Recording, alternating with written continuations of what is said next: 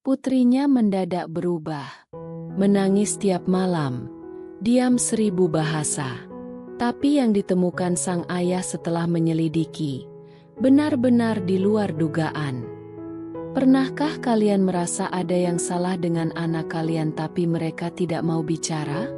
Angin pagi berhembus lembut melalui jendela yang terbuka, membawa aroma masakan Dimas yang tengah sibuk di dapur.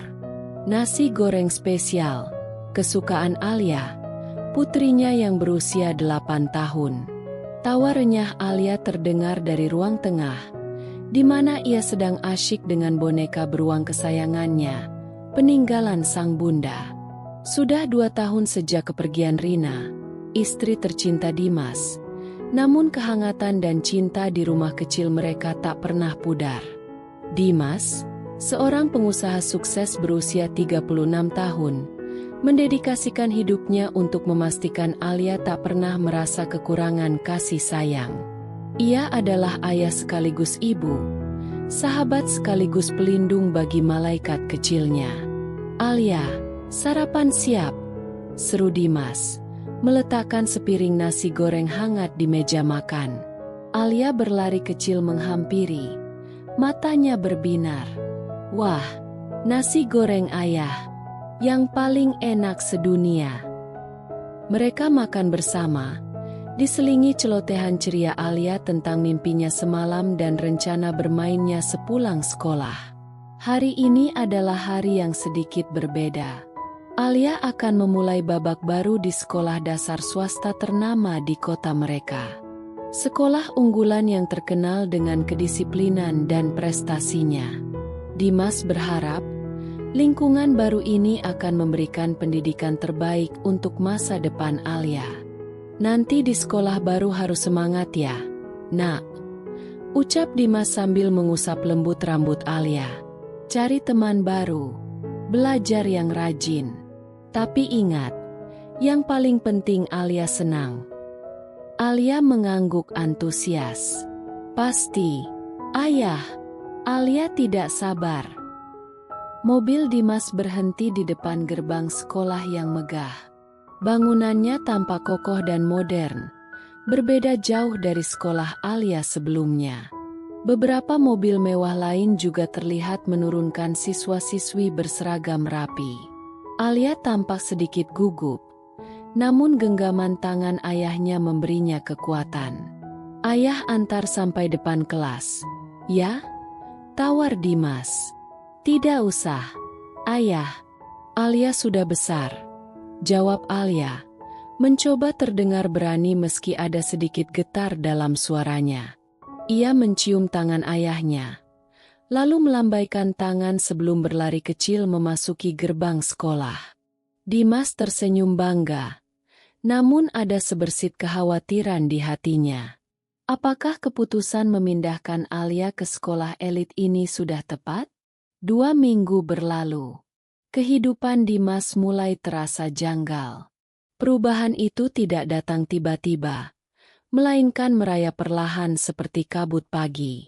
Alia yang dulu selalu menyambutnya pulang dengan pelukan erat dan cerita seru tentang harinya, kini lebih banyak diam.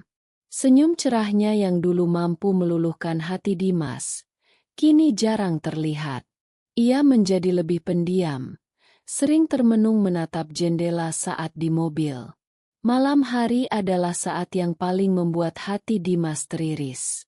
Beberapa kali ia terbangun karena mendengar isak tangis tertahan dari kamar Alia. Ketika ia masuk, Alia akan pura-pura tidur atau cepat-cepat menghapus air matanya, menggeleng pelan saat ditanya ada apa. "Alia sayang, ada masalah di sekolah?" tanya Dimas suatu malam, duduk di tepi ranjang putrinya. Cahaya lampu tidur menerangi wajah sembab Alia. Alia hanya menggeleng, bibirnya terkatup rapat. Ia memalingkan wajah, menarik selimut hingga menutupi sebagian wajahnya. "Cerita sama ayah, Nak. Siapa tahu ayah bisa bantu," bujuk Dimas lagi. Suaranya penuh kelembutan. Lagi-lagi hanya gelengan kepala yang ia dapatkan. Hati Dimas terasa diremas. Ada sesuatu yang salah. Sangat salah. Putri kecilnya yang periang kini diselimuti mendung kesedihan yang tak mau ia bagi. Dimas merasa gagal sebagai seorang ayah. Ia bertekad mencari tahu apa yang terjadi pada Alia, apapun caranya. Keesokan harinya, Dimas memutuskan untuk mengambil cuti beberapa hari dari pekerjaannya. Fokus utamanya kini adalah Alia. Ia mencoba berbagai cara untuk membuat putrinya bicara.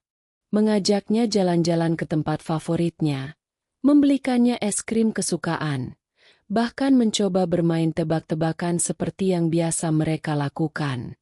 Namun, Alia tetap membisu tentang sekolahnya. Ia bisa tertawa kecil saat bermain, tapi begitu topik sekolah disinggung, wajahnya kembali muram dan ia akan mencari alasan untuk mengalihkan pembicaraan. Dimas merasa frustrasi. Ia tidak bisa memaksa Alia bicara jika anak itu belum siap. Akhirnya, ia memutuskan untuk mencari informasi dari sumber lain. Ia mulai dengan menjelajahi website sekolah. Isinya penuh dengan foto-foto kegiatan siswa yang ceria, daftar prestasi yang membanggakan, dan testimoni positif dari beberapa orang tua. Semuanya tampak sempurna, terlalu sempurna. Dimas mencoba mencari forum diskusi orang tua murid sekolah tersebut, berharap menemukan sedikit petunjuk.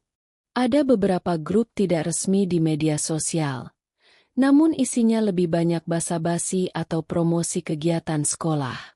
Komentar-komentar yang sedikit bernada kritis atau mempertanyakan sesuatu tampak cepat menghilang atau tidak ditanggapi. Tak puas dengan penelusuran online, Dimas mencoba mendekati beberapa orang tua murid saat jam pulang sekolah. Ia memperkenalkan diri sebagai ayah Alia, murid baru di kelas 3. Reaksi yang ia dapatkan sungguh di luar dugaan. Beberapa orang tua tersenyum kaku, menjawab seperlunya, lalu buru-buru pergi dengan alasan sibuk. Yang lain bahkan tampak menghindar begitu Dimas menyebut nama Alia dan kelasnya. Seolah ada dinding tak kasat mata yang menghalangi komunikasi. Atmosfer di antara para orang tua terasa aneh, penuh kewaspadaan yang tak terucapkan. Dimas semakin yakin ada sesuatu yang disembunyikan di sekolah ini. Saat ia hampir menyerah dan hendak pulang, seorang ibu berperawakan kecil dengan wajah cemas mendekatinya. Ia melirik ke kiri dan kanan sebelum berbisik dengan suara sangat pelan, nyaris tak terdengar. "Pak Dimas, ayahnya Alia kelas 3B, kan?" bisik ibu itu. Matanya menunjukkan ketakutan. Dimas mengangguk cepat. Jantungnya berdebar.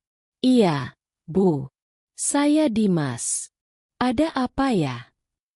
Ibu itu kembali memastikan tidak ada yang mendengar. "Saya cuma mau bilang, hati-hati sama Bu Retno, wali kelas 3B. Bisiknya lagi. Nadanya penuh peringatan. "Anak saya dulu di kelasnya dia." Kalimat ibu itu terputus. Ia tampak ragu untuk melanjutkan. "Pokoknya hati-hati saja, Pak." Sebelum Dimas sempat bertanya lebih lanjut, ibu itu sudah bergegas pergi, menghilang di antara kerumunan orang tua lainnya. Nama itu Bu Retno, guru kelas Alia. Peringatan singkat namun penuh makna itu menggema di kepala Dimas. Hati-hati dengan Bu Retno. Kecurigaan Dimas kini memiliki fokus yang jelas. Tapi apa yang dilakukan guru itu hingga membuat seorang ibu begitu ketakutan? Apa hubungannya dengan perubahan sikap Alia? Pertanyaan-pertanyaan itu berputar-putar di benaknya, menuntut jawaban. Malam itu, Dimas duduk termenung di ruang kerjanya setelah Alia tertidur. Nama Bu Retno terus berputar di kepalanya. Peringatan dari ibu misterius di sekolah tadi siang terasa begitu nyata. Ia mencoba mencari informasi lebih lanjut tentang Bu Retno secara online, namun hasilnya nihil. Hanya profil singkat di website sekolah yang menyebutnya sebagai guru senior yang berdedikasi dan disiplin. Tidak ada jejak digital lain yang bisa memberikan petunjuk. Dimas menghela napas panjang. Ia merasa buntu. Satu-satunya jalan adalah melalui Alia sendiri. Tapi bagaimana caranya membuat Alia bicara tanpa membuatnya semakin takut? Hari Minggu pagi, Dimas mencoba pendekatan yang berbeda. Ia mengeluarkan peralatan menggambar Alia, buku gambar besar, krayon warna-warni, dan pensil. "Alia, kita gambar yuk," ajak Dimas dengan nada ceria. "Sudah lama kita tidak menggambar bersama." Alia, yang sedang duduk diam di sofa, tampak sedikit tertarik. Ia mengangguk pelan dan mengikuti ayahnya ke meja makan yang sudah disulap menjadi area berkreasi. Awalnya Alia hanya menggambar pemandangan biasa, gunung, sawah, matahari tersenyum. Dimas membiarkannya larut dalam dunianya. Sesekali memuji goresan warnanya. Setelah beberapa saat, Dimas berkata dengan lembut, "Alia, coba gambar suasana di kelas Alia. Ada siapa saja di sana?" Tangan Alia yang sedang mewarnai langit biru tiba-tiba berhenti. Ia terdiam sejenak, menatap kosong ke arah buku gambarnya. Lalu, dengan gerakan ragu, ia mengambil krayon hitam. Ia mulai menggambar sosok di tengah halaman. Sosok itu tampak lebih besar dari gambar anak-anak lain yang mulai ia tambahkan di sekelilingnya. Sosok itu memiliki wajah yang digambar dengan garis-garis kaku dan ekspresi marah. Yang paling mencolok adalah tangannya digambar sangat besar, seolah hendak meraih sesuatu. Dimas memperhatikan dalam diam. Jantungnya berdegup kencang. Ia mengenali gaya gambar Alia saat merasa takut atau tidak nyaman. Detail tangan yang besar itu terasa mengganggu. "Itu siapa, sayang?" tanya Dimas hati-hati, menunjuk sosok besar di tengah gambar. Alia menunduk, memainkan ujung krayonnya. Suaranya terdengar sangat pelan, hampir berbisik. Itu Bu Retno." Dada Dimas terasa sesak. Dugaan terburuknya mulai terbentuk. Gambar ini bukan sekadar imajinasi anak-anak. Ini adalah representasi dari apa yang Alia rasakan dan lihat. Kenapa Bu Retno digambar seperti itu? Nah, kenapa wajahnya marah? Tangannya kok besar sekali? Desak Dimas lembut. Mencoba menjaga suaranya tetap tenang meski amarah mulai membakar di dalam dirinya. Alia tidak menjawab. Bahunya mulai bergetar. Isak tangis kecil mulai terdengar. Dimas segera merengkuh putrinya, membiarkannya menangis di dadanya. "SSSTTT tidak apa-apa. Nak, menangis saja kalau mau menangis," bisik Dimas sambil mengelus punggung Alia. "Ayah ada di sini." Setelah tangisnya sedikit mereda, Alia mengangkat wajahnya yang basah oleh air mata. Matanya memerah penuh ketakutan. "Bu Retno, dia jahat." "Yah," lirih Alia. Suaranya bergetar hebat. Dia sering marah-marah. Dia bilang Alia bodoh, lambat." Setiap kata yang keluar dari mulut Alia bagaikan belati yang menusuk jantung Dimas. Jadi ini alasannya. Kekerasan verbal. Penghinaan yang meruntuhkan kepercayaan diri anaknya. "Kenapa Alia tidak cerita sama ayah dari awal?" tanya Dimas, berusaha keras menahan emosinya.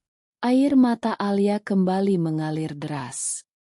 Bu Retno bilang, kalau Alia cerita sama ayah atau sama siapapun, nanti Alia tidak naik kelas. Nanti Alia dihukum lebih berat lagi.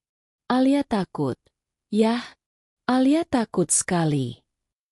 Pengakuan itu menghantam Dimas dengan kekuatan penuh. Anaknya diancam. Dibungkam dengan rasa takut. Kemarahan Dimas mencapai puncaknya. Namun ia tahu ia harus tetap tenang demi Alia. Ia memeluk putrinya lebih erat. "Dengarkan ayah," ucap Dimas dengan suara tegas namun penuh kasih sayang. "Alia tidak bodoh. Alia anak pintar dan baik. Bu Retno yang salah. Sangat salah. Ayah tidak akan biarkan dia menyakiti Alia lagi. Ayah janji." Malam itu, Dimas tidak bisa tidur. Kemarahan, kesedihan, dan rasa bersalah bercampur aduk. Ia marah pada Bu Retno atas kekejamannya. Ia sedih melihat luka batin putrinya. Ia merasa bersalah karena terlambat menyadari penderitaan Alia. Pengakuan Alia adalah satu hal, tapi membuktikannya adalah hal lain. Melaporkan tanpa bukti kuat hanya akan menjadi bumerang. Sekolah elit itu pasti akan melindungi reputasi mereka, dan Bu Retno bisa dengan mudah menyangkal semuanya. Ia membutuhkan bukti yang tak terbantahkan. Pikirannya tertuju pada Tio, sahabat lamanya sejak kuliah. Tio kini bekerja sebagai jurnalis investigasi di sebuah media online ternama. Ia dikenal gigih, cerdas, dan memiliki akses ke berbagai sumber serta teknologi. Dimas meraih ponselnya dan menghubungi Tio.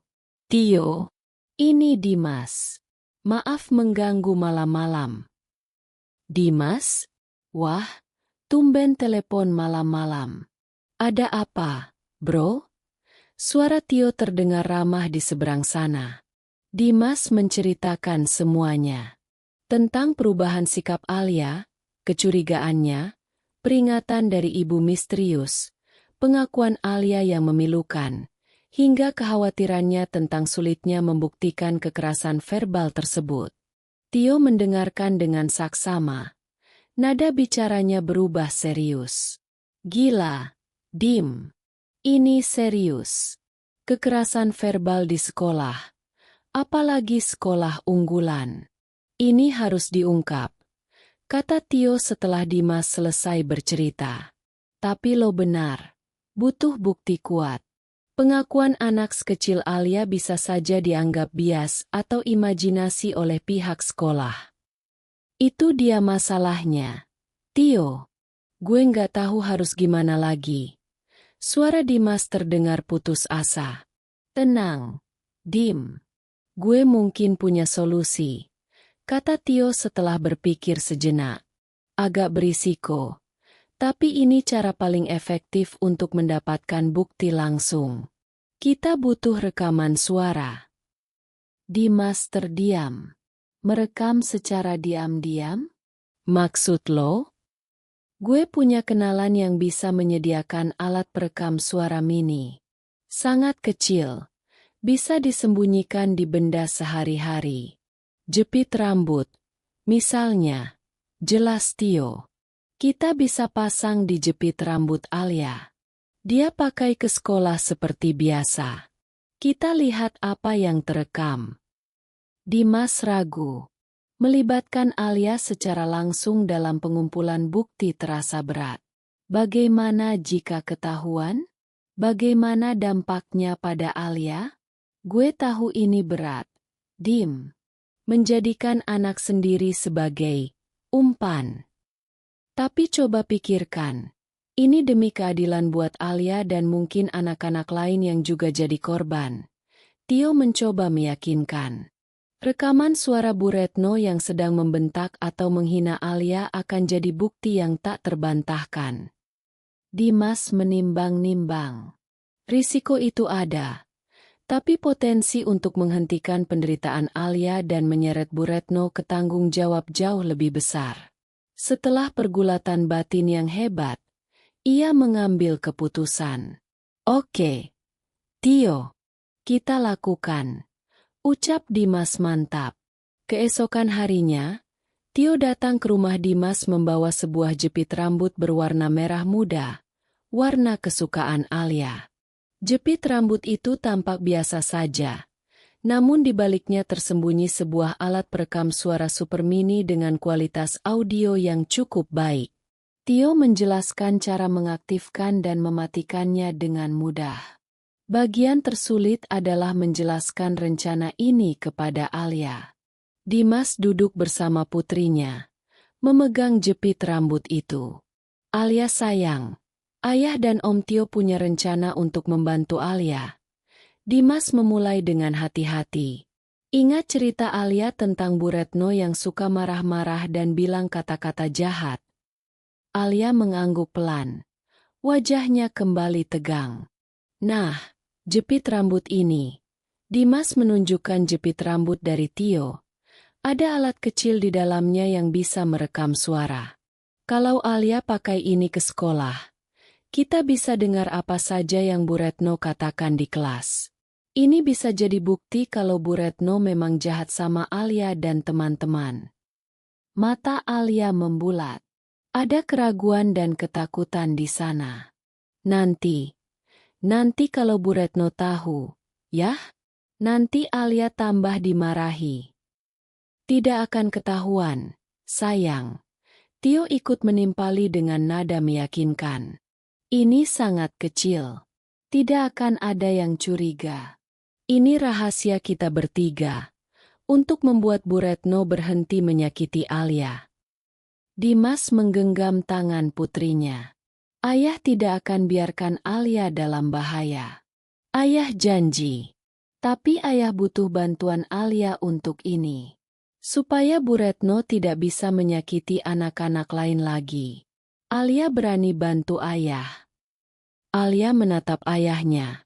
Lalu ke arah Tio. Lalu kembali ke jepit rambut di tangan ayahnya. Setelah hening beberapa saat, dengan keberanian yang luar biasa untuk anak seusianya, ia mengangguk pelan. Alia mau bantu ayah. Hati Dimas terasa lega sekaligus perih. Bangga atas keberanian putrinya. Namun juga sedih karena harus melibatkannya dalam situasi ini. Hari pertama Alia memakai jepit rambut perekam. Dimas merasa sangat cemas sepanjang hari. Jantungnya berdegup kencang setiap kali melihat jam dinding. Saat Alia pulang, Dimas langsung mengambil jepit rambut itu dan memeriksanya bersama Tio. Hasilnya, hanya suara riuh rendah anak-anak belajar. Suara Bu Retno menerangkan pelajaran dengan nada datar. Tidak ada bentakan, tidak ada hinaan. Hari kedua, hal yang sama terjadi. Dimas mulai merasa ragu. Apakah Bu Retno tahu sedang diawasi? Atau mungkin kekerasan itu tidak terjadi setiap hari? Sabar, Dim. Kadang butuh waktu. Hibur Tio. Kita coba terus. Hari ketiga. Perasaan Dimas campur aduk antara harapan dan kecemasan. Seperti biasa, sepulang sekolah ia segera mengambil jepit rambut itu. Kali ini, ia memutuskan mendengarkannya sendirian terlebih dahulu di ruang kerjanya. Sementara Alia bermain di kamar. Ia memasang earphone, menekan tombol play. Awalnya terdengar suara Bu Retno menjelaskan materi matematika dengan nada biasa. Lalu terdengar suara Alia bertanya dengan ragu. Mungkin karena tidak mengerti. Dan saat itulah semuanya berubah. Kamu ini bagaimana sih, Alia? Soal segampang ini saja tidak bisa. Otak kamu itu dipakai tidak? Suara Bu Retno terdengar tajam dan menusuk, penuh penghinaan. Dimas mengepalkan tangannya. Rahangnya mengeras. Sudah ayahmu bayar mahal-mahal sekolah di sini. Kamunya malah lemot begini. Tidak berguna. Lanjut suara itu. Semakin keras dan kejam. Terdengar isak tangis tertahan Alia. Sangat pelan. Nyaris tak terdengar. Namun cukup jelas bagi telinga seorang ayah yang hatinya hancur. Jangan menangis. Cengeng. Anak manja. Kerjakan lagi. Kalau sampai salah lagi. Awas kamu, berdiri di depan kelas sampai jam pulang. Bodoh, Bentakan terakhir itu diikuti suara gebrakan meja yang cukup keras, membuat Dimas tersentak. Setelah itu hanya terdengar keheningan yang mencekam di kelas, diselingi isak tangis Alia yang semakin tertahan, dan suara Bu Retno melanjutkan pelajaran seolah tak terjadi apa-apa. Dimas melepas earphone. Tangannya gemetar hebat. Matanya memerah menahan amarah yang meluap.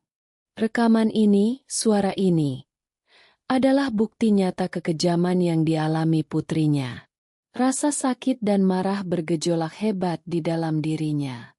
Ia ingin segera mendatangi sekolah itu, menyeret Bu Retno, dan membuatnya membayar semua perbuatannya. Tapi ia menahan diri. Tio benar. Langkah selanjutnya harus diperhitungkan dengan matang. Rekaman ini adalah senjata ampuh, dan ia harus menggunakannya dengan cara yang paling efektif. Dimas segera menghubungi Tio. Suaranya bergetar karena emosi yang tertahan. Tio, gue dapat rekamannya. Jelas sekali. Sangat jelas. Tio segera datang ke rumah Dimas.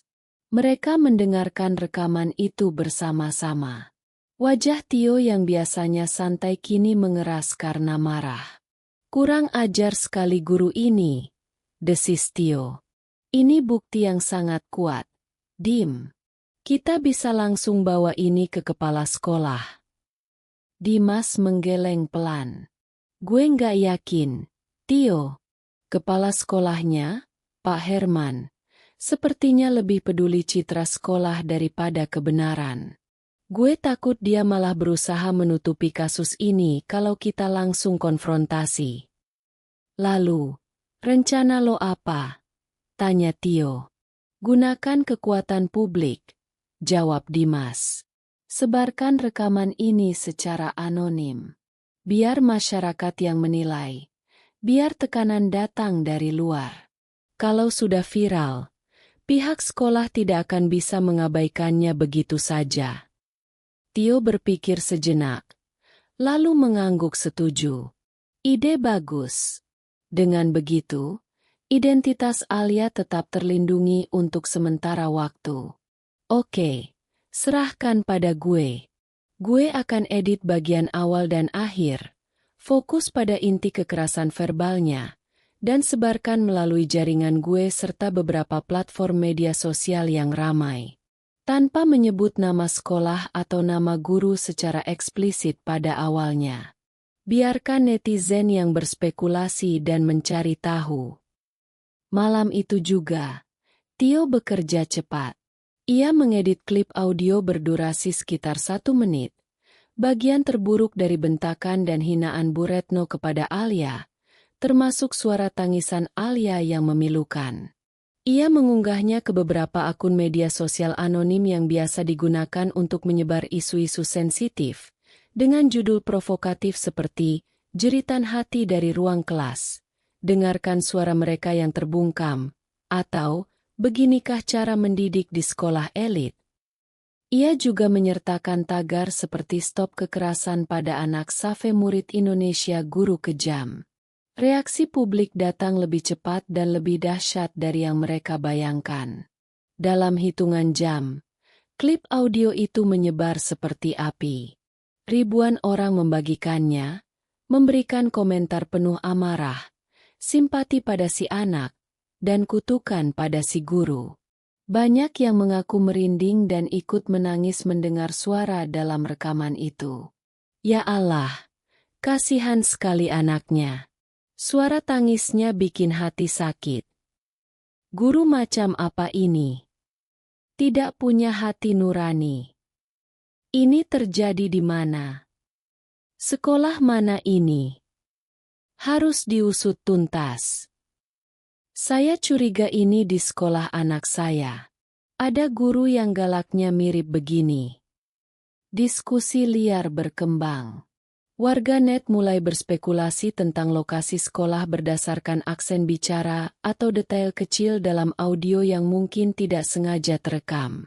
Yang lebih mengejutkan, beberapa orang tua dari sekolah yang sama, yang sebelumnya bungkam, Mulai berani angkat suara di kolom komentar atau melalui pesan pribadi ke akun anonim tersebut. Anak saya juga pernah diperlakukan seperti ini oleh guru X di sekolah Y. Saya pernah dengar Bu Retno, nama mulai bocor dari beberapa komentar. Memang sering berkata kasar pada murid yang dianggapnya lambat. Akhirnya ada yang berani mengungkap. Saya sudah lama ingin bicara tapi takut anak saya jadi sasaran. Gelombang dukungan dan kesaksian serupa terus bergulir. Tekanan publik semakin besar. Media-media mainstream mulai mencium berita ini dan mencoba menginvestigasi lebih lanjut. Nama Bu Retno dan nama sekolah unggulan tempat Alia belajar mulai disebut-sebut secara terang-terangan di berbagai forum diskusi online. Meski belum ada konfirmasi resmi. Sekolah yang tadinya tampak kokoh dan tak tersentuh itu kini mulai terguncang hebat. Telepon sekolah terus berdering. Email pengaduan membanjir. Citra sempurna yang mereka bangun bertahun-tahun terancam runtuh dalam sekejap. Dimas dan Tio memantau perkembangan ini dengan hati-hati. Mereka merasa lega karena rencana mereka berhasil. Namun juga cemas menanti langkah selanjutnya dari pihak sekolah. Alia sendiri dijauhkan dari keriuhan ini. Dimas memastikan putrinya tidak mengakses berita atau media sosial, melindunginya dari badai yang ia picu demi keadilannya.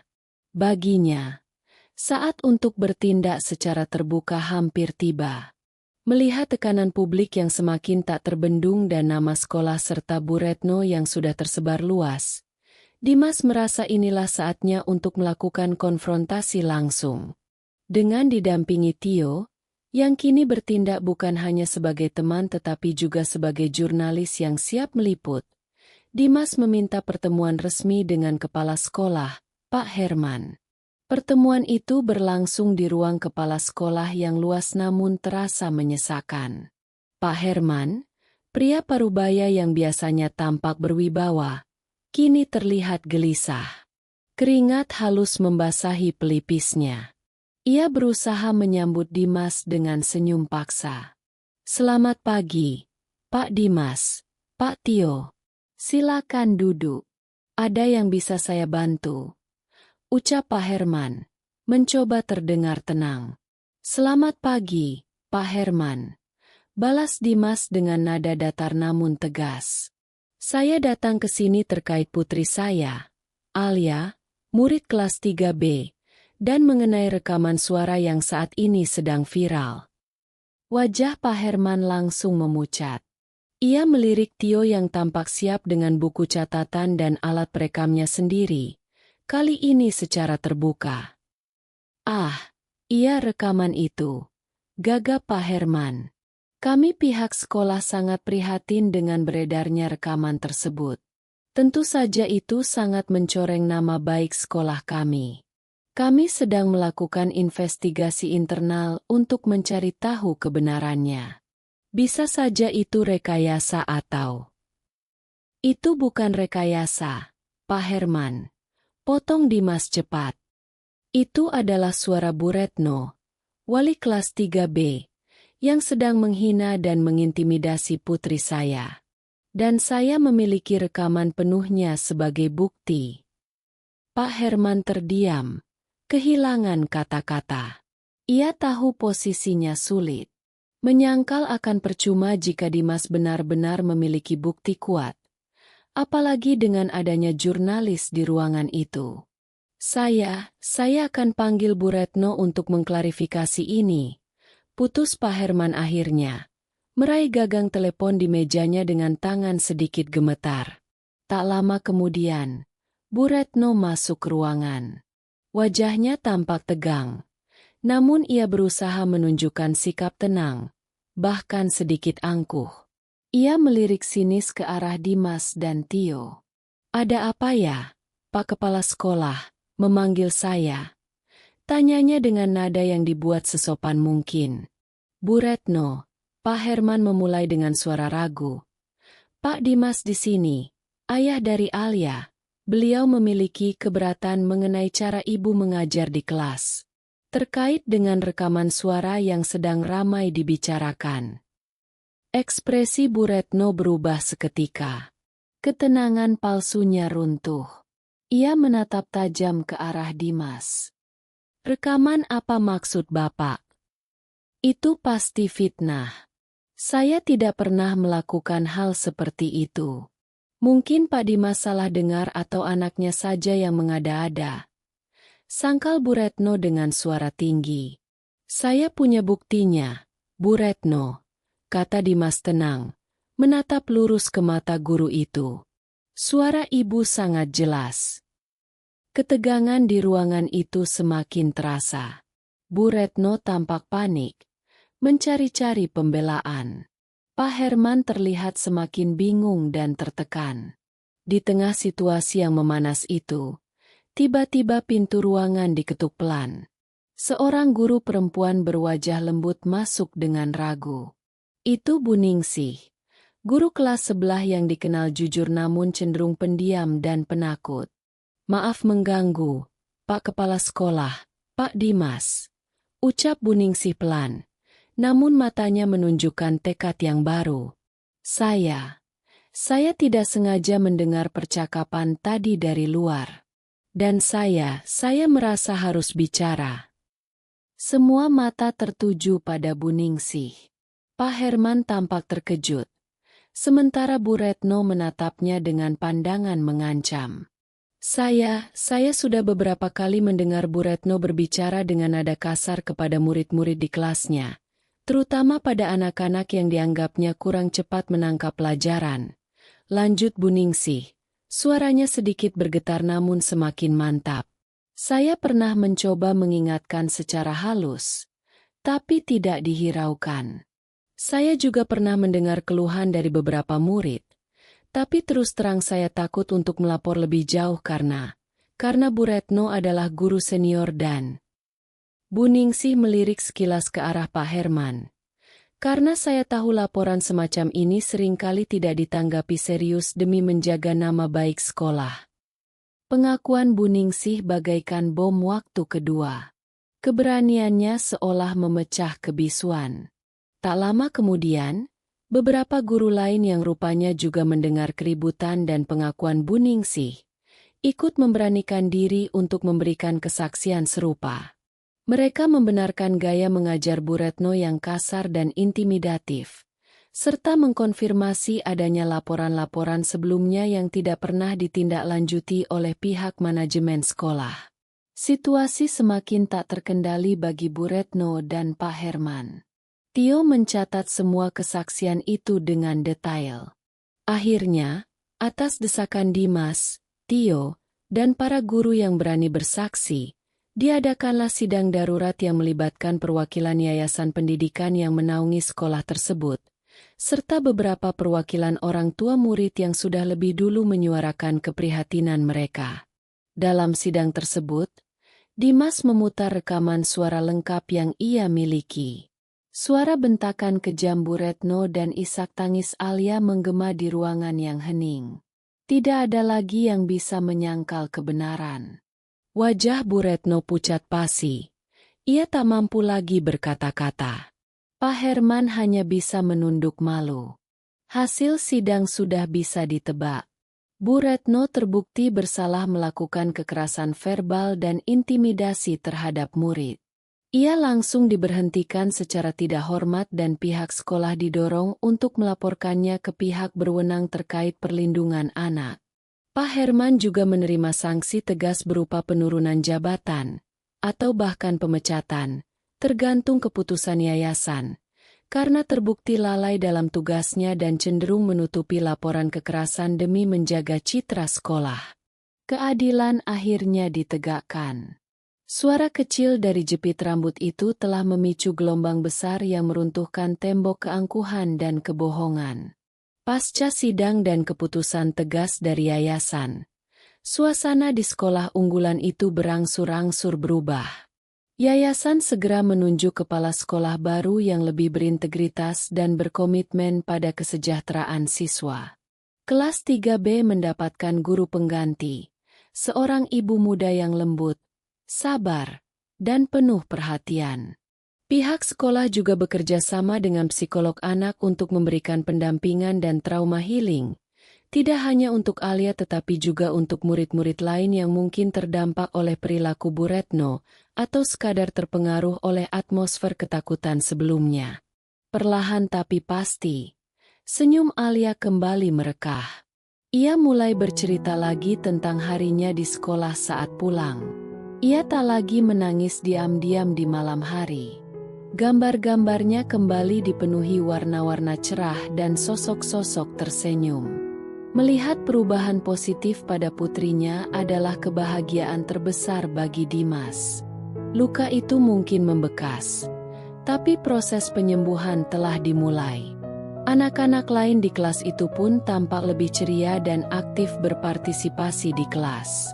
Atmosfer sekolah terasa lebih hangat dan terbuka. Sementara itu, Tio menerbitkan artikel investigasi mendalam di media tempatnya bekerja. Artikel itu tidak hanya menceritakan kasus Alia dan Bu Retno, tetapi juga mengangkat isu yang lebih luas tentang pentingnya mendengarkan suara anak, bahaya kekerasan verbal di lingkungan pendidikan, dan tanggung jawab institusi sekolah dalam melindungi murid-muridnya.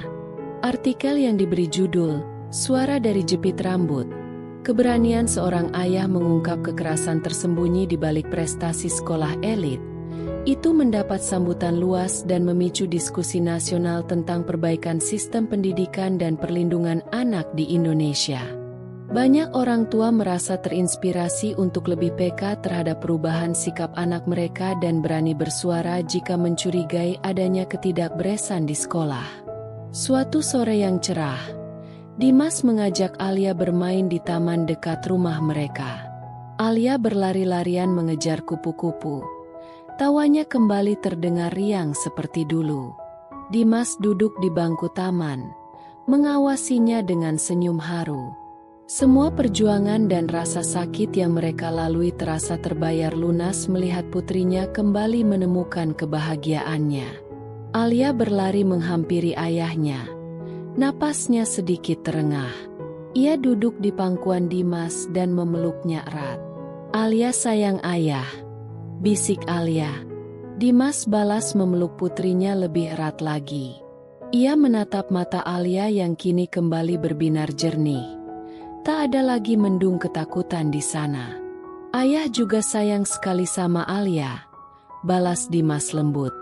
Ia mengelus rambut putrinya.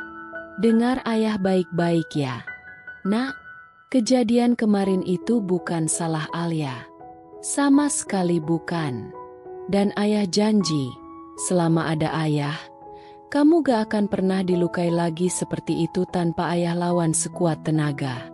Ayah akan selalu melindungi Alia." Alia tersenyum, senyum tulus yang menghangatkan hati Dimas. Ia menyandarkan kepalanya di dada ayahnya, merasakan detak jantung yang penuh cinta dan perlindungan. Di bawah langit senja yang mulai memerah, Dimas merenung. Perjalanan ini mengajarkannya banyak hal.